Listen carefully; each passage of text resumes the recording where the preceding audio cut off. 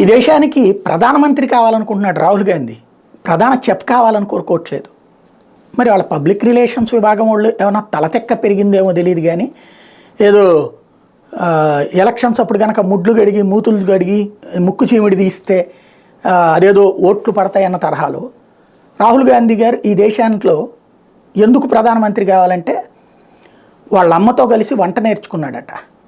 ఏంటంటే జామ్ తయారు చేశాడంట. వాళ్ళ తోటలో ఉన్న కాసిన పళ్ళు కోసి తొడిమెలు తీసి తొక్కలు తీసి వాళ్ళ అమ్మతో కలిసి దాంతో జామ్ తయారు చేశాడట. ఇది అద్భుతమైనటువంటి కొత్త విషయం. ఎవరికి అవసరం ఇది సమాజంలో?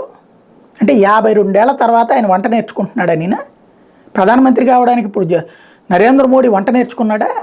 ఆయనకి వంట వచ్చేమో అది చూపించుకుంటున్నాడా? పోనీ ఏదైనా సరే రాహుల్ గాంధీలో విజన్ని బయటికి తీయండి. ఆయన దగ్గర నిజంగా ఈ విజన్ ఉంది. పేదరికాన్ని నేను నిర్మూలిస్తానని పోచుకోలు ఉపన్యాసం కాకుండా ఇదిగో నా ఫార్ములా ఇది. ఇప్పుడు నరేంద్ర మోడీ వచ్చాక 12.5 కోట్ల మంది పేదల సంఖ్య తగ్గింది. ఆయన వస్తే ఎట్లా తగ్గిస్తాడు?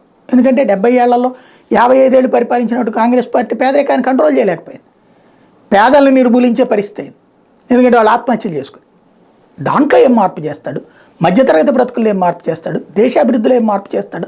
దానికి సంబంధించిన ప్రణాళికలు ఆయన చేసి చెప్పిస్తే బాగుంటుంది. కానీ వంట చేశాడు, వాళ్ళ ఇంట్లోకి వెళ్ళి టీ తాగాడు, వీళ్ళింట్లో మజ్జిగ తాగాడు, అవి ఎవరైనా చేస్తారు. ప్రధాన ప్రణాళికలను హైలైట్ చేయడం మాత్రం మిస్ అవుతున్నారు.